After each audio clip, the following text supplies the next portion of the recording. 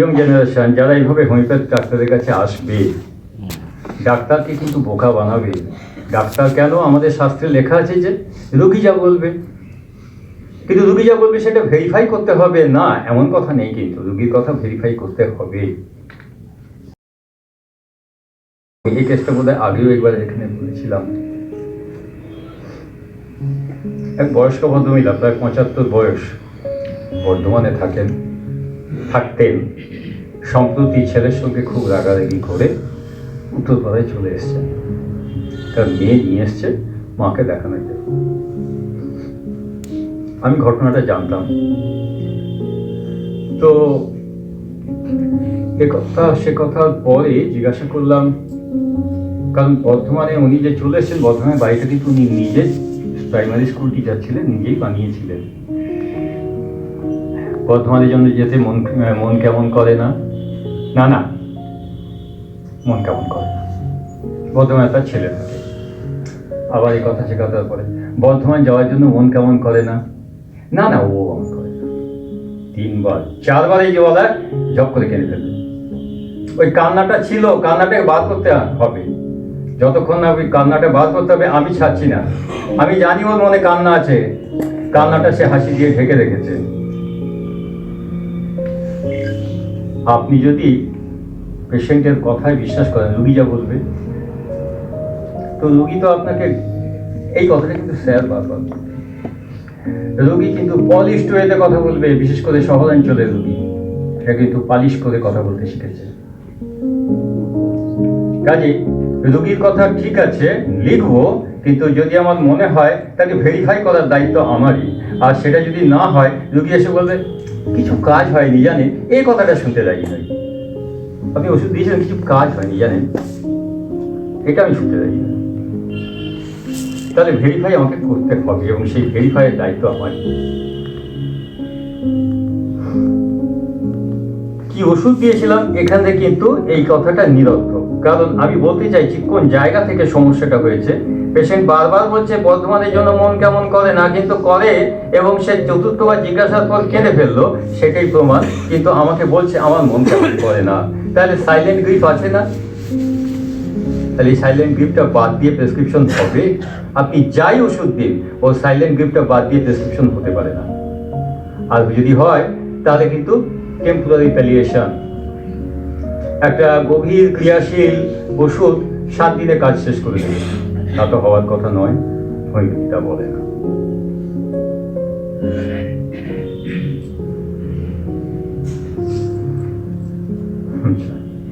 তাহলে এরপরে আরো কিছু কথা আছে, যেমন এক্ষেত্রে যেমন পেশেন্ট অস্বীকার করছে, আবার এমনও হয়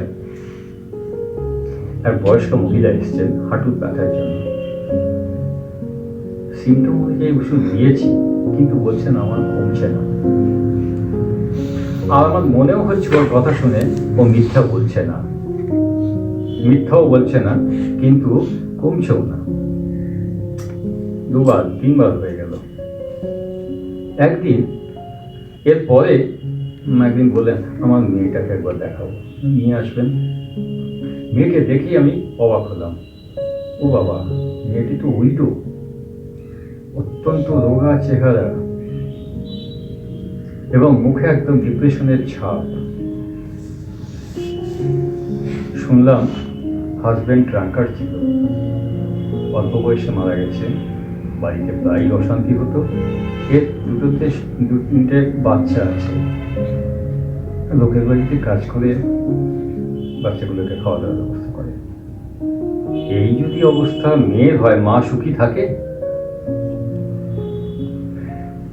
আমি এই সূত্র ধরে আমি কোনো প্রশ্ন আর করার দরকার হয়নি, আমি অ্যাসিড ফস দিয়েছিলাম, মা কিন্তু ভালো আছেন। তারপরে এটা জাস্ট অবজারভেশন। তাহলে আমার ইন্ডিকেটেড ওষুধ কাজ হয়নি, কারণ আমি বুঝতে পারছি না যে তার এটা আছে কিনা। মেয়েকে দেখেই আমার মনে হলো যে তাহলে মার মনে একটা গভীর একটা দুঃখের ব্যাপার আছে। তার সঙ্গে যদি অস্টিও আর্থ্রাইটিসকে যোগ করি, এর আগে আমি নেট্রামিউ দিয়েছি, তাহলে প্রথমেই অ্যাসিড ফসের নাম চলে আসে।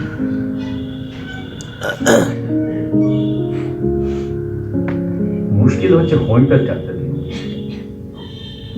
কেউ যদি হোমিওপ্যাথ ডাক্তার এবার সাজেশনের জন্য আসেন, সমস্যাটা সেখানে খুব জোরালো। তিনি হোমিওপ্যাথি জানেন,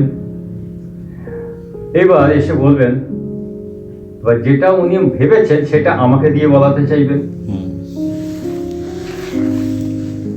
আমার এক বন্ধু হুগলি জেলাতেই প্র্যাকটিস করেন, দীর্ঘদিন ধরে চিকিৎসা ভালো ছিলেন, সম্প্রতি সমস্যাটা আবার বেড়েছে। একদিন ক্লিনিক থেকে বেরোচ্ছি, তখন হঠাৎ বললেন, আমার শরীরটা খুব ভালো লাগছে না, কেমন গা বমি করছে, একটা ওষুধ বলুন না। আমি ভাবলাম একেবারে উনি তো রেপার্টারি খুব ভালো জানেন, অনেক সময় রেপার্টারি ব্যাপার আটকে গেলে আমি ওনাকে জিজ্ঞাসাও করি, খুব বন্ধুস্থানীয় লোক।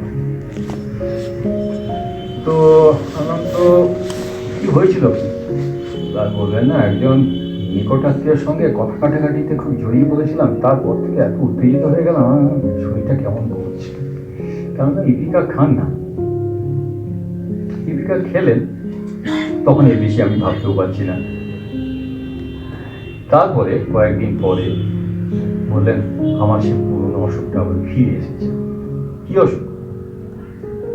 তখন আমার মনে পড়লো যে হ্যাঁ, এনার মেনিয়াস ডিজিজ আছে, প্রচন্ড মাথা ঘোরায় আর কানের মধ্যে খুব আওয়াজ হয়। তো উনি আমাকে বললেন যে আর আমার খুব ঘাম হচ্ছে।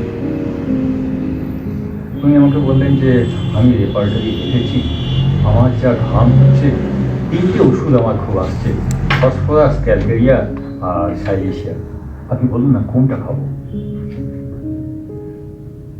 শুনে আমার মনে হলো এই 3টের কোনটাই হবে না। তাই আমি বললাম যে ইতিমধ্যে তার স্ত্রী বলেন, আমার কিছু কথা বলার আছে। তো আমি এবার জিজ্ঞাসা করলাম, সম্প্রতি খুব বেশি রেগে যাচ্ছে, খুব বেশি রাগারাগি বাড়িতে বলছে, মানে অস্বাভাবিক, বাড়িতে রাত দিন আমার সঙ্গে কিন্তু ফোনে কথা বলছেন হেসে, কিন্তু যখন বাড়িতে বলছে পান থেকে চুন খুঁজতে আর দেখতে হচ্ছে না, প্রচন্ড ইরিটেবল, আর আত্মীয়দের সঙ্গে ঝগড়া করে ফেলছে। কি বলবো, আমি ঘটনাটা জানি বলেই আমার মনে, মানে আমি যে বিষয়টা বুঝছি বলেই আমি জিজ্ঞেস করেছিলাম, বলেছিলাম যে 3টে ওষুধের মধ্যে একটাও হবে না। কেন? মেনিয়াস ডিজিজে ভুগছেন। মেনিয়াস ডিজিজের পেছনে একটা ডিপ্রেশন থাকে, ডিপ্রেশন না হলে মেনিয়াস ডিজিজ বাড়বে না। এই 3টে ওষুধ একটাও ডিপ্রেশনকে কভার করছে না, না সাইলেশিয়া, না ক্যালকেরিয়া, না ফসফরাস। ওই জন্য ওনার স্ত্রী যখন বললেন, আমি জিজ্ঞাসা করে জেনে নিলাম, বয়স ওনার প্রায় 75 বয়স, অত্যন্ত খিটখিটে, এটাই তো ডিপ্রেশনের লক্ষণ। বাচ্চা এবং বয়স্ক লোক যখন অত্যন্ত খিটখিটে হয়ে যায়, তার মানে তার ডিপ্রেশন হয়েছে। পেশেন্ট নিজে বুঝতে পারছেন না, ওই জন্য রেপার্টারি থেকে ওই 3টে ওষুধের মধ্যে একটা আমাকে দিয়ে বলাতে চাইছেন, কোনো একটা যদি আমি বলি। আমি কিন্তু অলামেট বলেছিলাম, আজ প্রায় 3 সপ্তাহ হয়ে গেল, পেশেন্ট কিন্তু আগের চেয়ে অনেকেই ভালো আছেন, কানের আওয়াজও কমছে। এক্ষেত্রে কিন্তু মেটেরিয়াল নলেজ যথেষ্ট নয়, যদি না মেনিয়াস ডিজিজ সম্বন্ধে ওই ডিপ্রেশনের বিষয়টা জানা থাকে, তাহলে কিন্তু তার সঙ্গে সায় দিতে হবে। হ্যাঁ, তাহলে আপনি ক্যালকেরিয়াটা খান, ক্যালকেরিয়া ফেল হলে সাইলেশিয়া খাবেন, নাহলে ফসফরাস খাবেন, নিজের কোনটাই নয়। তাহলে হোমিওপ্যাথ ডাক্তার যদি হন, তখন কিন্তু তিনি একটা ধারণা করে নিয়েছেন আমার এইটা হয়েছে। এক্ষেত্রে কিন্তু তার স্ত্রী যদি না বলতেন, আমার কিন্তু ধারণা হয়েছিল এখানে ডিপ্রেশন আছেই, তা নয়তো আত্মীয়র সঙ্গে ঝগড়া হয়ে গেল, তার পরে পরে এই সমস্যাটা বেড়ে গেল। এখানে কিন্তু সোজা রাস্তায় এই 3টে হবে না কেন? 3টে ওষুধই, ফসফরাস, সাইলেশিয়া এবং ক্যালকেরিয়া, এগুলো মানে এদিকে এদের গতিটা অ্যাংজাইটির দিকে বেশি। এরা বেসিক নেচারে এরা কেউ ডিপ্রেসিভ নয়, রেপার্টারিতে স্যাডনেসে পেতে পারেন, কিন্তু বলে রাখছি স্যাডনেস আর ডিপ্রেশন এক নয়। রেপার্টারি স্যাডনেস আর ডিপ্রেশন কিন্তু এক নয়, ভুল ভুল হতে পারে। কারণ এটার জন্য মডার্ন সাইকিয়াট্রি আপনাকে সাহায্য করবে, আর পুরোনো বইয়ের কিন্তু ট্যালকটের বই কিন্তু সাহায্য করবে না ডিপ্রেশন এবং স্যাডনেস বোঝার জন্য। তাহলে এই জায়গাগুলো কিন্তু আমাদের ভুল হয়। ডাক্তারবাবু ওষুধ জানেন, কিন্তু ওই যে পেছনের পর্দার পেছনে কি আছে এটা না জানলে কিন্তু এটা হচ্ছে না।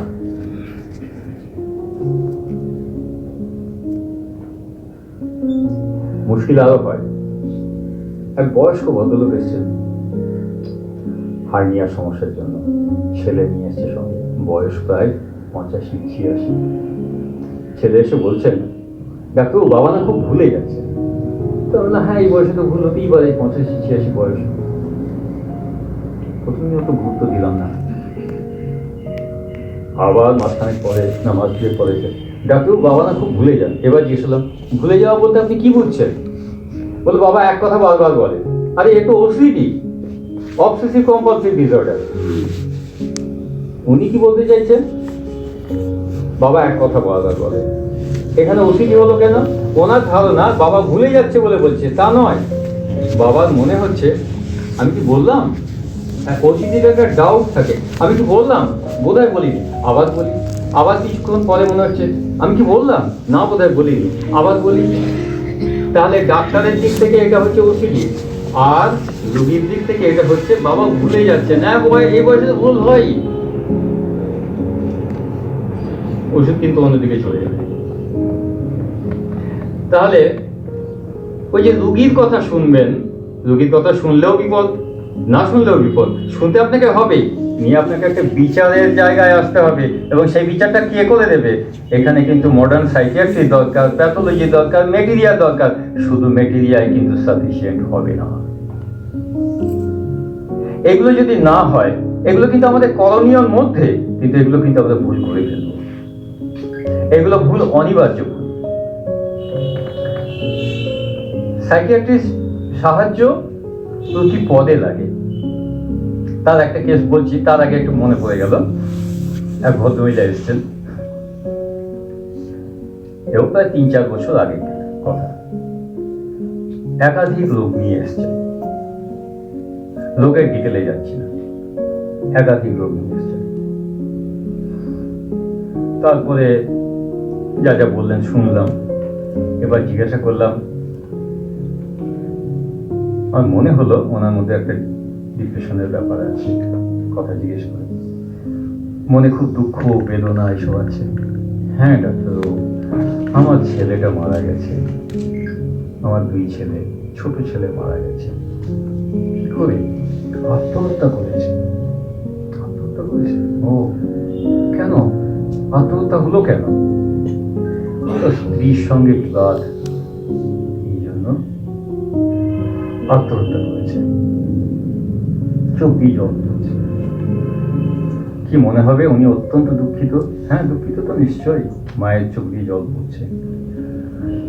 এইবার ইচ্ছা করে অন্যভাবে জিজ্ঞাসা করলাম, আপনার বৌমা এখনো আপনার সঙ্গেই থাকেন? ভদ্রমহিলা জ্বলে উঠলেন একেবারে। এই মুহূর্তে কান্না শুকিয়ে গিয়ে একটা আগুন ঠিকরে বেরোচ্ছে। আমার সঙ্গে থাকবে? সে বরং সে আমার ছেলের চাকরিটি পেয়েছে, সে এখন আমার সঙ্গে থাকে না। আমি জানি থাকে না, কিন্তু আমি প্রশ্ন করেছি, ছেলে আপনার সঙ্গে থাকে? তাহলে আপনি যদি মনে করেন হ্যাঁ মায়ের খুব দুঃখ ডিপ্রেশন, তাহলে রেপার্টারি কি খুঁজবেন রোগী? আর যদি জিজ্ঞাসা করেন এইভাবে, তখন আপনি কি আপনার এই ক্রোধটাকে, উনি কিন্তু পেছনে রেখেছেন, ক্রোধটাকে সামনে রাখছেন না, ক্রোধটা পেছনে আছে, সামনে চোখে জল পড়ছে। মায়ের অত্যন্ত দুঃখ, সত্যি একটি অল্প বয়সী ছেলে মারা গেছে তার স্ত্রীর অশান্তির কারণে। স্ত্রী আবার এই স্বামীর চাকরিটি পেয়ে অন্যত্র চলে গেছেন। তাহলে প্রশ্ন যদি ঠিক মতো হয়, তাহলে কিন্তু সঠিক তথ্যটা আমি জানতে পারছি। আর তথ্য যদি না জানলাম, কিসের রেপার্টারি, কিসের মায়াজাম, কিসের ম্যাটেরিয়া মেডিকা পাওয়া, সবটাই তো ভুয়ো হয়ে যাবে। তাহলে যদি প্রশ্ন ঠিক মতো হয়, এই জন্যই হ্যানিম্যান বলেছেন আনলিমিটেড পেশেন্স, 98 অ্যাফোরিজমের হ্যানিম্যান যেটা বলেছেন। আর কি চাই? হিউম্যান নেচার জানতে হবে। এগুলো হ্যানিম্যানের কথা, আমার কথা নয়। তাহলে দেখুন, কেস টেকিং এর মধ্যে কিন্তু বেরিয়ে আসছে আপনি কোন দিকে যাবেন। কিন্তু পেশেন্টের কথা শুনে যদি আপনি ওইখানে থেমে গেলেন, তাহলে কিন্তু ওইখান থেকেই আপনি কিন্তু রেপার্টারি শুরু করলেন, মেডিকেল পাওয়া শুরু করলেন। কিন্তু তা তো হওয়ার নয়। এর পেছনে তো অন্য গল্প আছে। এই ক্রোধের গল্পটা কিন্তু জানা যাবে না যদি অন্যভাবে প্রশ্ন না করা হয়। তাহলে এবার রেপার্টারি করুন, রেপার্টারি তো অন্যভাবে আসবে। এবার এই রেপার্টারি স্ট্রাকচারটাই তো বদল হয়ে গেল। তাহলে এতক্ষণ স্যাডনেস করছিলেন, এখন তো এই অ্যাঙ্গারটাকে না জোর দিলে তো এটা হবেই না। পেশেন্ট ভালো আছেন, যাই হোক।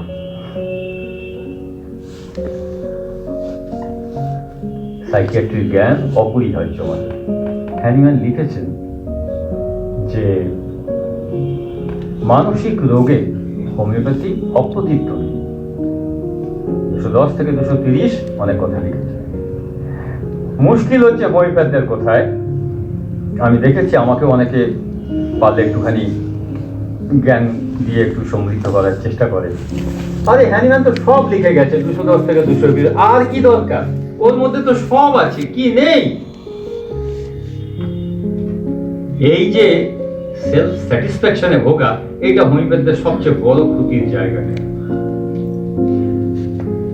তারই একটা কথা বলি, মাসখানেক আগে একটু অল্প বয়সী মেয়ে এসেছে আমার কাছে। মেয়েটি কিন্তু উচ্চশিক্ষিতা, এমএ পাস করে এখন বিএড পড়তে পড়তে তার এই সমস্যা হয়েছে। গা ঝাড়ছে, একটু পরপর গা ঝাড়ছে, মাথা ঝাড়ছে। এই আবার রেপার্টারিতে কি রুব্রিক হবে? গা ঝাড়ছে, রুব্রিক কি হবে? কোনো রুব্রিক নেই, আর হতে পারে না। আর যে রুব্রিকই হবে সেটা ভুল হবে, কারণ আমি আসল বিষয় তো জানি না। জিজ্ঞাসার পরে জানা গেল একটা অনেক বড় ইতিহাস দেওয়া হলো। আমি সংক্ষেপে বলছি। এই মেয়েটি যখন এমএ পড়ে তখন একটি ছেলের সঙ্গে আলাপ হয়। ছেলেটাকে কিছু ভুল বোঝায় এবং বলেছিল যে সে নাকি পিএইচডি করছে ইত্যাদি ইত্যাদি। পরে জানা যায় ব্যাপারটা ভুল। থাকে মালদহ অঞ্চলে। যেসব অঞ্চলে আপনারা যারা খবরের কাগজ পড়েন জানেন যে ওইখান থেকে বেশ কিছু নারী পাচার হয়। মেয়েটা কিন্তু যখন জানতে পারলো এই ঘটনাটা, তারপরে কিন্তু অত্যন্ত শক্ট হলো এবং তার মধ্যে কিন্তু একটা প্রচন্ড ভীতির সঞ্চার হলো। এরপর থেকে মেয়েটা কিন্তু একটু অ্যাবনর্মাল হয়ে যায়। এইখানে কিন্তু তার মধ্যে সাইকোসিস অর্থাৎ পিএসওয়াই সাইকোসিস যেটা, সেটা ডেভেলপমেন্ট হয়। এর ফলে এখন সবসময় তার মনে হচ্ছে তার গায়ে সাপ। সে সবসময় সাপ ঝাড়ছে গায়ে থেকে। ডাক্তারের যদি এই নলেজটা না থাকে, ডাক্তার এটাকে উড়িয়ে দেবেন, তুচ্ছ করবেন। এ হয় নাকি? এটা তো হ্যালুসিনেশন। এই হ্যালুসিনেশনটা আমাকে বোঝাতে হয়েছে যে এটা হ্যালুসিনেশন। এটা আমিও দেখছি না, পেশেন্টকে, মাকে বা বাবাকে বলেন এটা আপনারাও দেখছেন, কিন্তু ও দেখছে এটা একটা হ্যালুসিনেশন। এবারে তাদের চিকিৎসা হয়েছে, কয়েকজন হোমিওপ্যাথ ওষুধ দিয়েছেন।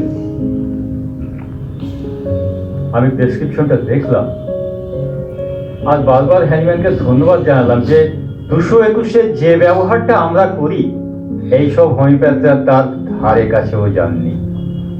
221-এ যে ব্যবহার করি আমরা, যেটা হ্যানিম্যান বারবার বলে গেছেন এবং যে ওষুধ ওখানে বলে গেছেন, আমার খুব মনে হলো এখানে এই ওষুধই লাগবে, এর থেকেই ওষুধ নির্বাচন করতে হবে। কিন্তু যে হোমিওপ্যাথদের কাছে গেছেন তারা কিন্তু এই 221 কেউ ব্যবহার করেনি। তারা কিন্তু প্রথমেই সবাই অ্যান্টিসোরিক দিয়েছেন এবং ফল ভালো হয়নি। পেশেন্ট আদৌ কোনো উন্নতি পায়নি। সঙ্গে এদের সঙ্গে একটি কলেজের, একটি হোমিওপ্যাথি কলেজের একটি স্টুডেন্ট এদের নিয়ে এসেছে। আমি ওষুধ দিলাম। দিন 10 কি 2 সপ্তাহ পরে সে খবর দিল, রুগী ভালো নেই, বেড়ে গেছে। আমি কিন্তু কনফিডেন্টলি বললাম বাড়তে পারে না, ভালো করে খবর নাও, এই পেশেন্ট কিন্তু বাড়বে না, টোটাল ওষুধটাকে কমপ্লিট করে খবর দাও। তারপরে তারা সময় মতো আসতে পারেনি কোনো ঝামেলার জন্য। পরে যখন এলো, এইবার মেয়েটি আমার সঙ্গে কথা বলতে পারলো। এর আগে সে একটা কনফিউজ স্টেটে ছিল, একটা সাইকোটিক ডাইমেনশনে ছিল, সে কথা বলতেই পারছিল না। এবার কিন্তু সে কথা বললো। কিছুক্ষণ কথা বলার পরে কিন্তু আবার তার সাইকোটিক ডাইমেনশনটা আবার ফিরে আসছে, আবার অন্যমনস্ক হয়ে যাচ্ছে, আবার মাঝে মাঝে হাত ইয়ে করছে, আর ক্রমাগত বিড়বিড় করছে, কিন্তু মাঝে মাঝে কথা বলছে। এর আগে তাও পারেনি। ওষুধ ছিল হায়াসামাস, এটা 221 ফলো করেই দেওয়া ছিল। আমি নিশ্চিত ছিলাম পেশেন্টের কাজ করবেই, সেরে যায়নি। কিন্তু এই ইমপ্রুভমেন্টটা আগের হোমিওপ্যাথিতে হয়নি। তার কারণ হচ্ছে 221 ফলো করে তবেই এই কেসে উন্নতি হয়। কারণ এর শুরুটা হয়েছিল একটা প্রচণ্ড ভয় থেকে। 221-এর সূত্রই তো হচ্ছে যেখানে ভয় থেকে বা বিরক্তি, রাগ থেকে কোনো সমস্যা সৃষ্টি হবে, সেখানে 221-এর ওষুধগুলোকে ব্যবহার করতে হবে। এখানে অ্যান্টিসোডিক দিলে কিন্তু টাহা ফেল। এটা হ্যানিম্যানেরই শিক্ষা। তাহলে এখানে কিন্তু সাইকিয়াট্রি আমাকে ভীষণ সাহায্য করেছে। আমি কিন্তু এটার গুরুত্বটা বুঝেছি। ও কিন্তু হ্যালুসিনেশন হচ্ছে, এবং এক্ষেত্রে কিন্তু ওই সাপ ঝাড়ছে রাত্রি। শুনলাম সাপ ঝাড়ার মাত্রা আগের চেয়ে কমেছে। সেই ছেলেটি কিন্তু আমাকে বলছিল বেড়ে গেছে, না শুনেই বলেছে, কারণ এর আগে কখনোই তার রিলিফ হয়নি, কাজে এবারও রিলিফ হবে না। আগে রিলিফ হয়নি কোনো ডাক্তারের কাছে, কাজে এবারও রিলিফ হবে না। কিন্তু আমি তো হ্যানিম্যানকে ফলো করছি, আমি জানি নিশ্চিত আরোগ্য হবে, মানে আরোগ্য না হোক উপশম হবে। হয়েছে, তাহলে কনফিডেন্টলি ইউজ করা যায়।